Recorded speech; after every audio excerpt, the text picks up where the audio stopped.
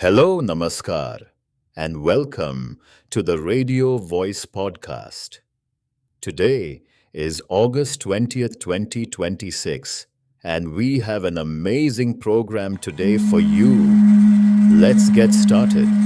Tonight, we begin in Jammu and Kashmir, where an important diplomatic moment is drawing attention. The United States ambassador to India, Sergio Gore, is visiting the region and has described Kashmir as an important part of India. The wording has triggered a larger question. Are we witnessing an adjustment in Washington's approach to Kashmir? We'll examine what was said, why it matters, and whether it could influence the wider India US relationship. Also, tonight, the Iran conflict continues to create uncertainty across the Gulf. Economies that spent years positioning themselves as global centers for tourism, aviation, investment, and technology are now confronting missile alerts, travel warnings, and weakening visitor numbers. We'll look at what prolonged instability could mean for the UAE, Saudi Arabia, Qatar, Bahrain, and Kuwait, and what businesses operating in the region may need to prepare for. In Pakistan, former Prime Minister Imran Khan has received a potentially significant legal break after 3 years behind bars. Pakistan's Supreme Court has ordered that he be transferred from prison to a private hospital for medical assessment. But the government is challenging the decision. Will the order actually be carried out? And could the controversy surrounding Khan's health become another major political confrontation between his supporters and Pakistan's establishment?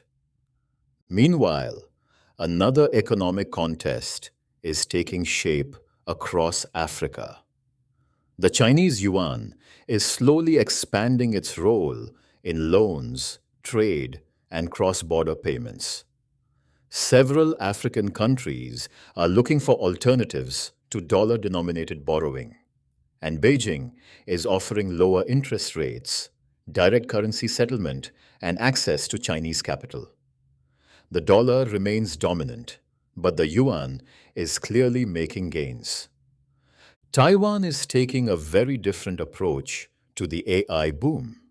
Its government is preparing cash payments for citizens as the semiconductor driven economy surges. Taiwan is effectively telling its people that if artificial intelligence is creating extraordinary economic gains, ordinary citizens should share in some of the benefit. It is also reminding the world just how central Taiwan has become to the global technology economy. In India, one agricultural export has emerged as a surprisingly powerful success story: buffalo meat. Exports are climbing sharply, processing standards are improving, packaging is becoming more consumer focused, and Indian suppliers are reaching a wider range of international markets. We'll explain how the industry moved from bulk commodity exports toward higher value products. We'll also look at reports that Apple is exploring cameras inside future AirPods, potentially allowing artificial intelligence to interpret the world around the wearer. The technology could be impressive, but it also raises an obvious question. How comfortable will people be around someone wearing tiny cameras in their ears? And finally, extreme weather is increasingly becoming an economic story. Floods, fires, heat waves, droughts, and major storms are not simply environmental events. They affect food prices, insurance premiums, infrastructure costs, supply chains, and household budgets. Climate change may sound distant until it arrives on your grocery bill. But first, the headlines. The United States has paused new 50% tariffs on Canadian goods only hours before the measures were scheduled to take effect. President Donald Trump says Canada and the United States have reached the framework of an agreement that could be completed within 3 days. Canadian Prime Minister Mark Carney is striking a more careful tone, saying significant work remains before an agreement can be considered complete. In Ukraine, a new political dispute is emerging over the future of elections as the war continues. Former Defense Minister Mikhailo Fedorov is calling for Ukrainians to return to the ballot box, arguing that democratic processes cannot remain frozen indefinitely because of Russia's invasion. The debate could become increasingly important as questions grow about how Ukraine balances wartime security with political legitimacy. Israel's military has acknowledged firing on the vehicle carrying 5-year-old Hind Rajab, who was killed in Gaza in 2024. The acknowledgement comes after years of controversy surrounding the case. Israeli authorities say the incident will now be examined through a criminal investigation. ChatGPT is preparing a major advertising expansion across Europe. Users in dozens of European countries are expected to begin seeing advertisements, although the ads will be limited to people using free and lower priced subscription tiers. An Australian tennis player, Nick Kyrgios, has been suspended after testing positive for cocaine. The former Wimbledon finalist says he made a serious mistake. The positive test reportedly came during a tournament in Spain approximately 2 months ago. Now it is time for our quiz of the day. Every night, we give you one question at the beginning of the program. Send us your answer through the live stream. At the end of the show, we'll reveal the correct answer and recognize some of the viewers who got it right. Tonight's question: when was the world's first text message sent? Keep your answer ready. We'll come back to it later. We begin tonight in Jammu and Kashmir. There has been no new security emergency and no sudden political confrontation. Instead, the attention is diplomatic. US Ambassador to India, Sergio Gore, traveled to Srinagar and met Jammu and Kashmir Chief Minister Omar Abdullah. Gore also met the region's Lieutenant Governor, but it was the ambassador's public language that immediately attracted attention. Gore described Kashmir as an important part of India. That sentence may sound simple, but in diplomacy, wording matters. For decades, Washington's formal position on Kashmir has been more carefully phrased. Historically, the United States has supported dialogue between India and Pakistan while saying that any settlement should also account for the wishes of the people of Kashmir. American maps and official documents have generally avoided language that could be interpreted as fully endorsing either side's territorial claims across the entire former princely state. That is why Gore's statement stands out. He did not describe the region as contested. He did not frame his visit through Pakistan. Instead, he spoke as the United States ambassador to India, visiting what he called an important part of India. The question now is whether this was simply diplomatic courtesy or whether Washington is deliberately signaling something larger. There are several reasons the visit is significant. First, American ambassadors do not routinely visit Jammu and Kashmir. The last major ambassadorial visit came years ago and was part of a broader diplomatic delegation examining conditions in the region following India's decision to remove Article 370. Article 370 had provided Jammu and Kashmir with a special constitutional status. In 2019, the Indian government revoked those provisions and reorganized the former state into union territories. The move was strongly opposed by several Kashmiri political leaders, including Omar Abdullah. Yet before meeting the US ambassador, Abdullah made it clear that he did not intend to use the meeting to internationalize domestic constitutional disagreements. He said the conversation would focus on India US relations and practical issues. One of those issues was travel. The United States continues to maintain warnings for citizens considering travel to Jammu and Kashmir. Gore indicated that Washington periodically reviews these advisories and suggested that security improvements in the region could eventually justify reconsideration. That could matter economically. Kashmir's economy depends heavily on tourism. A softer American advisory would not transform the sector overnight, but it could send a broader signal to foreign travelers, businesses, and other governments. There is another reason Gore's words deserve attention: his relationship with President Trump. He is not being viewed simply as another career diplomat. He is regarded as someone with access to Trump's political circle and was sent to India at a time when ties between Washington and New Delhi needed repairing. The relationship has been strained by tariffs, disputes over trade, and repeated controversies surrounding American statements about India and Pakistan.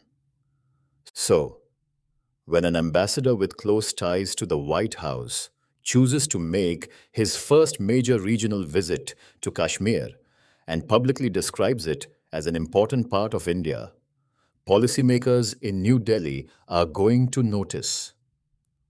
Will one sentence transform India US relations? Of course not. Kashmir has not been the central obstacle between the two countries. Trade, defense cooperation, tariffs, technology, Russia, Pakistan, and strategic competition with China remain much bigger issues.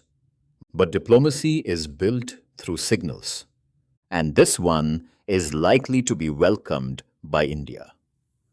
The next question is whether the symbolism is followed by policy. A review of Washington's Kashmir travel advisory would be one of the clearest places to look. Now to the Iran conflict and its growing impact on the Gulf. When people think about the Gulf economies, they often think about oil. But during the last 2 decades, countries across the region have been trying to build something much larger. Dubai wants to be a global center for tourism, aviation, finance, and property. Abu Dhabi is investing heavily in technology, culture, and artificial intelligence. Saudi Arabia has poured enormous sums into tourism, sport, entertainment, and new cities. Qatar has positioned itself as a global aviation and diplomatic hub.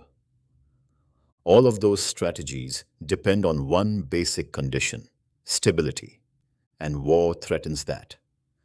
The UAE recently reported detecting Iranian ballistic missiles near its territory, reviving fears that the wider conflict could spill into Gulf states.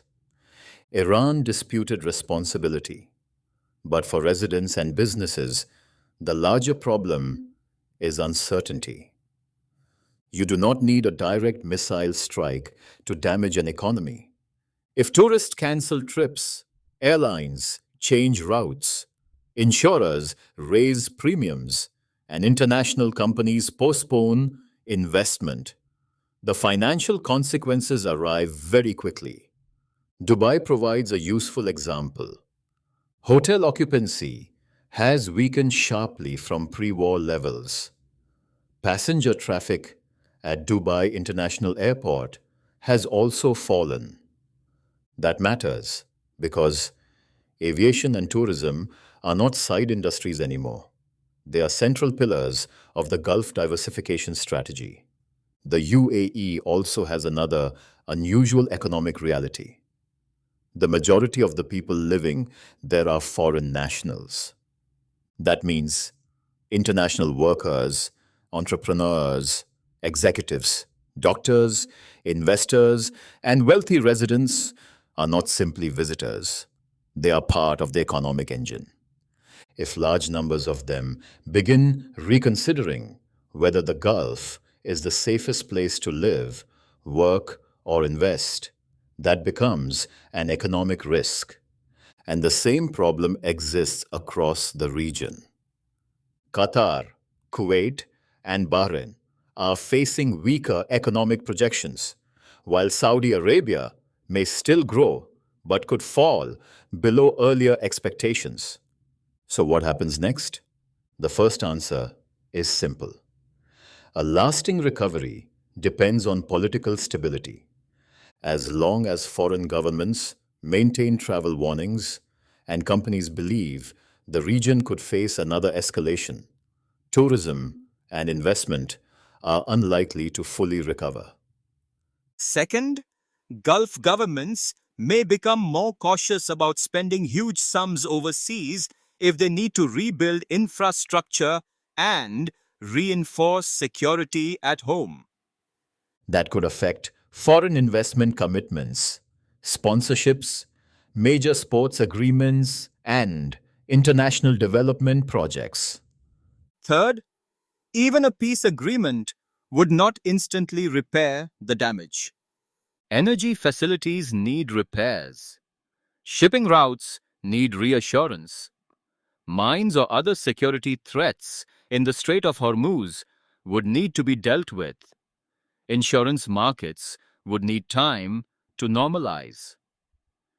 And then comes the fourth possibility. Expect a major campaign to bring people back. The Gulf still has powerful advantages. Taxes remain low. Capital remains available. Infrastructure remains world class. The geography has not changed. Dubai, Doha, and Abu Dhabi still sit between Europe, Africa, and Asia. And unlike many democracies, Gulf monarchies can introduce economic incentives very quickly. So the near term picture is difficult, but these economies still have tools available. Everything depends on how long the conflict continues.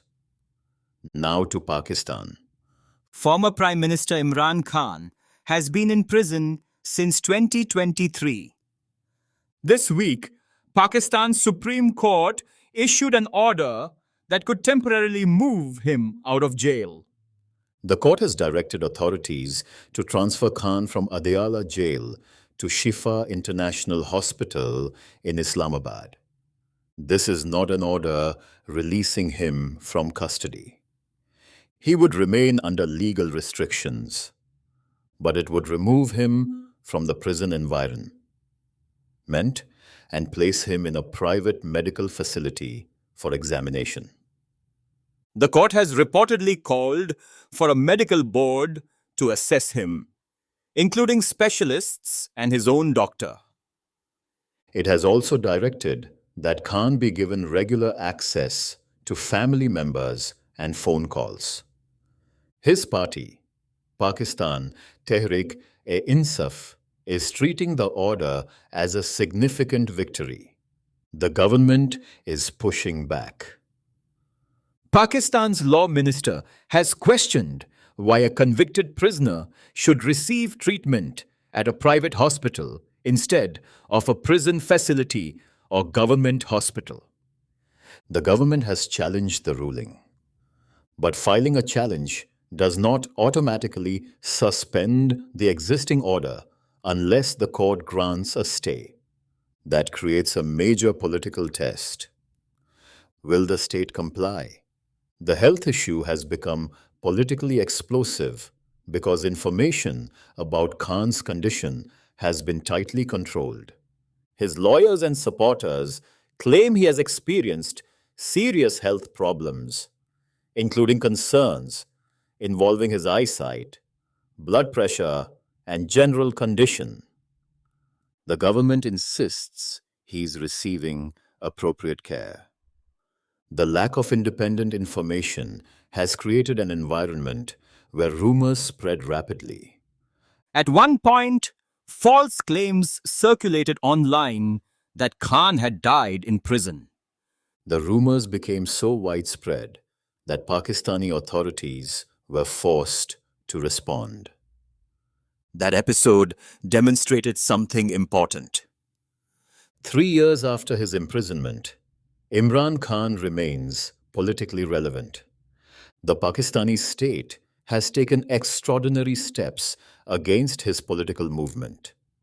His party lost its traditional election symbol. Khan has faced a huge number of legal cases. Senior PTI figures have been arrested or pressured, yet his support base remains substantial. And this is where Pakistan's establishment faces a difficult calculation. Keeping Khan isolated prevents him from directly addressing supporters, but repeatedly restricting his access to doctors and family can also strengthen the perception that the state is afraid of him. Moving him to a private hospital could give him greater visibility. Ignoring a Supreme Court order could create an entirely different institutional crisis. Imran Khan himself remains a deeply polarizing figure. He has made controversial statements, aggressively attacked political rivals, and once enjoyed a strong relationship with the same military establishment he now opposes. But whatever one thinks of his politics, the central reality is clear.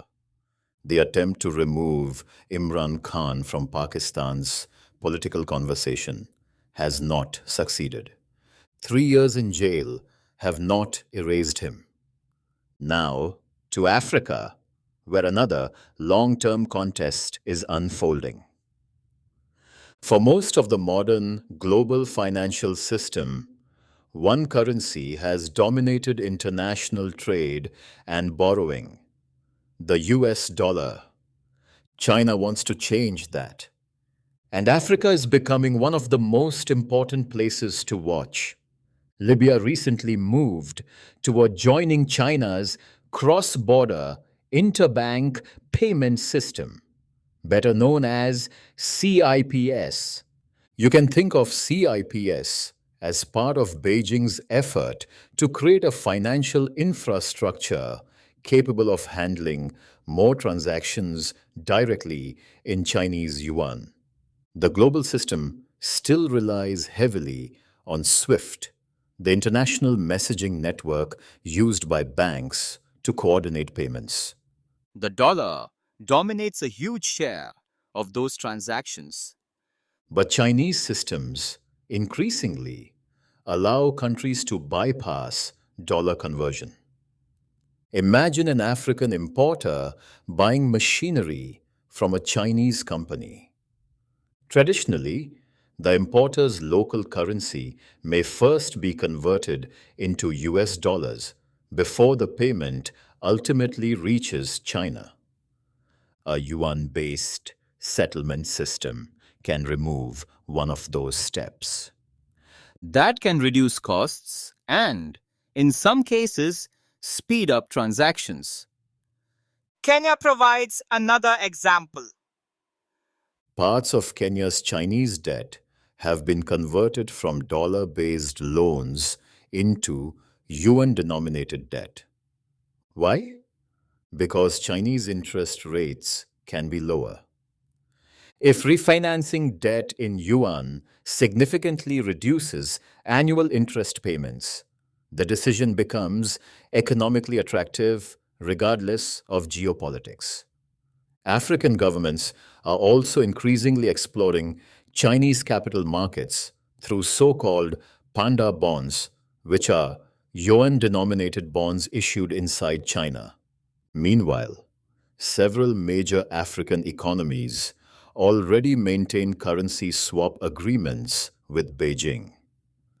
These agreements make it easier for businesses and banks to trade directly without requiring dollars for every transaction. Does this mean the yuan is about to replace the dollar across Africa? No, the dollar remains far ahead. A large majority of Africa's external debt is still denominated in US currency. Global investors still trust dollar markets more deeply. And the yuan remains subject to Chinese capital controls. But the direction is important. China has spent decades becoming one of Africa's largest lenders and trading partners. If those loans, contracts, and trade flows increasingly move through the yuan, the currency naturally becomes more influential. Beijing's objective is clear. China wants the yuan to play a larger role in global trade, finance, and eventually international reserves. It will not overthrow the dollar overnight. But every loan converted, every swap agreement signed, and every new payment link built gives the yuan another foothold. Now to Taiwan. The island is experiencing an extraordinary technology driven boom, and its government is planning to return part of the benefit directly to citizens. The proposal involves cash payments of approximately 10,000 new Taiwan dollars per person. The amount itself is not enormous. The significance is political and economic. Taiwan is effectively saying the AI boom is generating exceptional prosperity, and citizens should receive a share. Taiwan's economy has surged because the global race for artificial intelligence requires extraordinary numbers of advanced semiconductors, and Taiwan makes the most important ones. At the center of the story is TSMC, Taiwan Semiconductor Manufacturing Company. TSMC manufactures chips for some of the biggest technology companies on earth. Its factories produce the advanced processors powering artificial intelligence systems, smartphones, servers, and data centers. Demand has exploded. As TSMC earns more, so do suppliers, engineering firms, logistics companies, and thousands of businesses linked to the semiconductor ecosystem. And when those companies generate more profit, the government collects more tax revenue. That creates room for measures such as direct payments. But the semiconductor boom has implications far beyond economics. Taiwan occupies an unusual strategic position. The world depends heavily on its chip factories. If those factories were disrupted by war, some of the world's largest technology companies would immediately face enormous supply problems. This dependence is sometimes described as Taiwan's Silicon Shield. How did an island with limited natural resources become so important? The story goes back decades. After Taiwan lost its United Nations seat in the 1970s, its leaders understood that international isolation presented an existential challenge. Taiwan needed an economic advantage that would make the world care about its stability. The government began investing heavily in technical education and semiconductor research. Research institutions licensed foreign technology and trained engineers. Then came one of the most important figures in modern technology, Morris Chang. In 1987, Chang founded TSMC with a radically different business model. Instead of designing its own consumer chips, TSMC would manufacture chips designed by other companies. That allowed American and European firms to focus on design while Taiwan mastered manufacturing. The model was enormously successful. Decades later, artificial intelligence has made advanced chip manufacturing one of the most valuable industries on earth. Taiwan made the bet long before the rest of the world realized how important it would become. Today, its citizens are beginning to receive part of that payoff. Now to India, and a very different export success story. Ask people to name India's biggest agricultural exports, and they may say rice, spices, tea, or seafood. But one of the fastest growing categories is buffalo meat. India exported billions of dollars worth of buffalo meat during the last fiscal year, and exports have continued climbing. Buffalo meat is often called caribou beef in the international trade. It is distinct from cattle meat. India maintains restrictions on cattle slaughter and cattle meat exports in many parts of the country, while regulated buffalo meat exports operate through approved processing facilities. So, how did India turn buffalo meat into a major international business? The key is value addition. Years ago, much of the industry focused on large, frozen shipments sold to overseas processors. Those companies would then transform the meat into sausages, patties, prepared foods, and consumer products. The higher margins were often made outside India. That is beginning to change. Indian processors have invested in certification, hygiene, packaging, traceability, and smaller consumer ready portions. Instead of exporting only a commodity, they are trying to export a finished product that allows producers to charge more per ton. It also allows India to sell into a wider group of markets.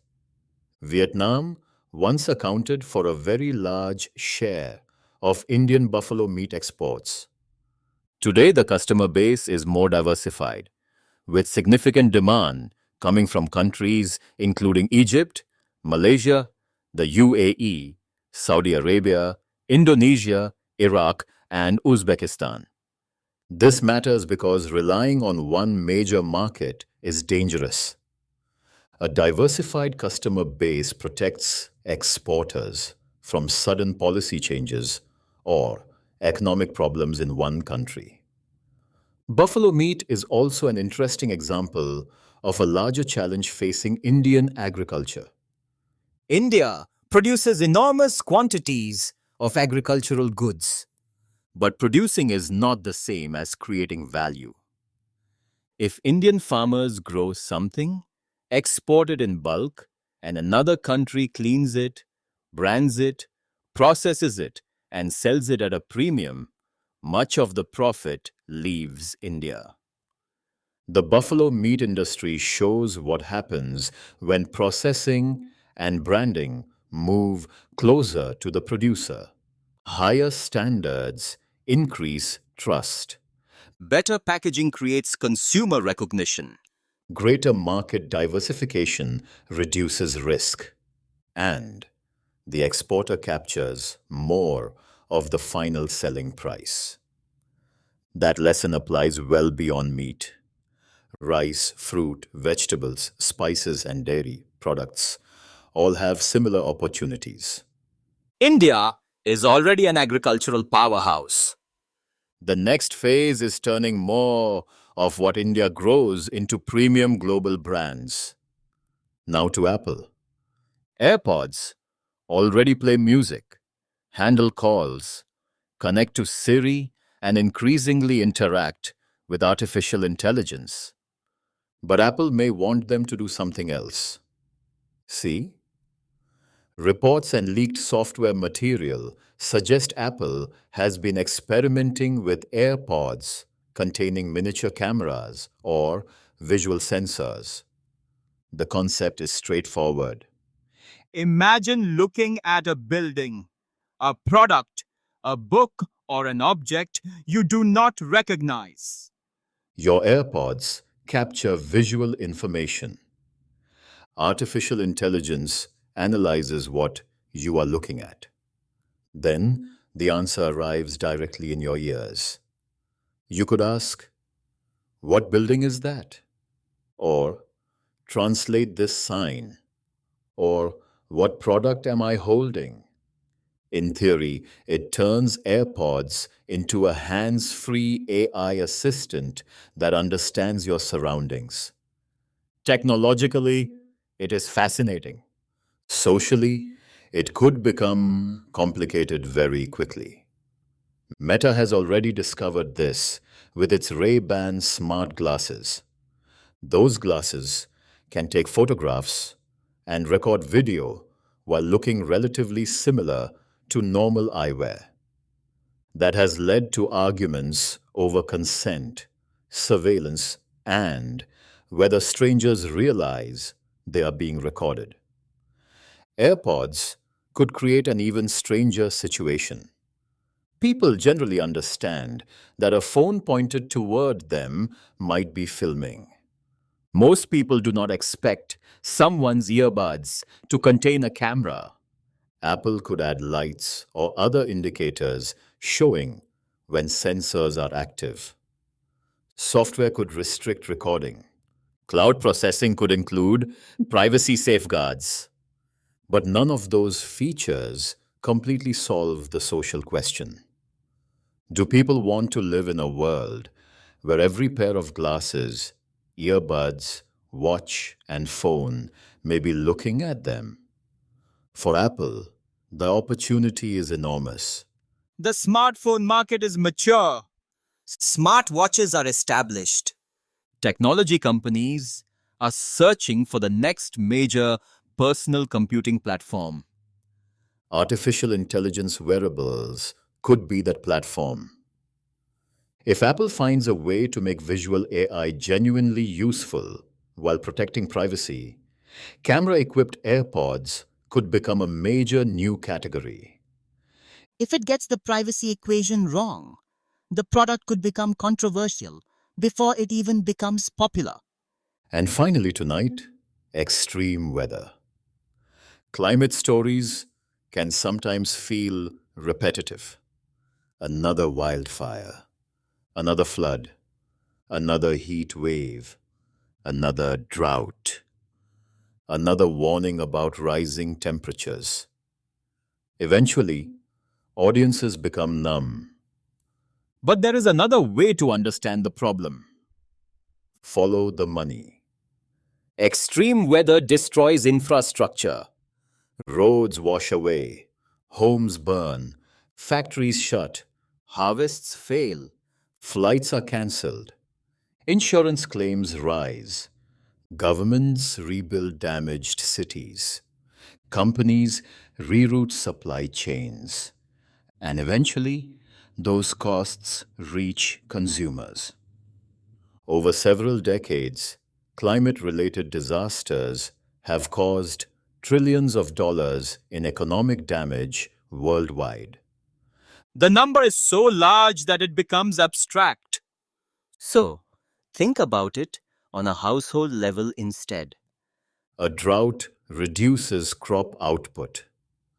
Food prices rise. A flood shuts down a highway.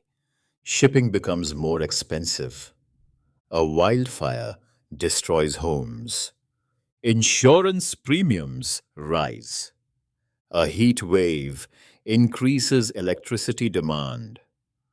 Power bills climb. This is how extreme weather enters your wallet. Across Europe, wildfires and severe heat have damaged vast areas. Across South Asia, flooding and landslides have killed people and destroyed infrastructure. In some places, rainfall has been excessive. In others, rainfall has been insufficient. That creates the worst possible combination for food markets. One region loses crops to flooding.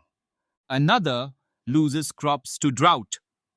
Meanwhile, major storms and typhoons continue affecting East Asia. Climate change does not arrive as one single global event. It arrives as thousands of local disruptions. And every disruption creates a cost. This is why the economics may ultimately become one of the strongest arguments for climate resilience. You do not need to agree on every political argument about climate policy to understand that rebuilding the same roads, farms, homes, and businesses again and again is expensive. And consumers are already paying part of that bill. Now for something lighter. Apparently, the internet has discovered that some of us have been eating dosa incorrectly our entire lives. An etiquette instructor went viral after demonstrating how dosa should supposedly be eaten with a fork and spoon. The explanation? Cleaner, more polished, more sophisticated. The internet had another opinion. For millions of people, eating dosa with your hands is not a failure of etiquette. It is the etiquette. And judging by the reaction online, the fork and spoon revolution may have to wait. Now, the answer to tonight's quiz. We asked, when was the first text message sent? The answer is 1992. More specifically, December 3rd, 1992. British engineer Neil Papworth sent the message from a computer to a mobile phone while testing the new technology.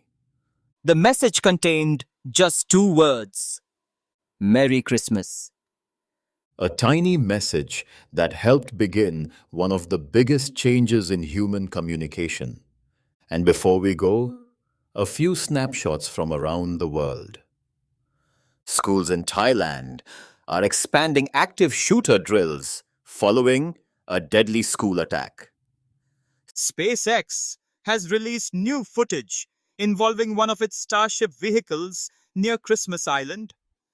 And in Portland, a group of goats apparently decided public transportation looked more convenient than walking and climbed aboard a bus. That is all for tonight. Thank you for joining us. We'll see you again on the next edition of Radio Voice.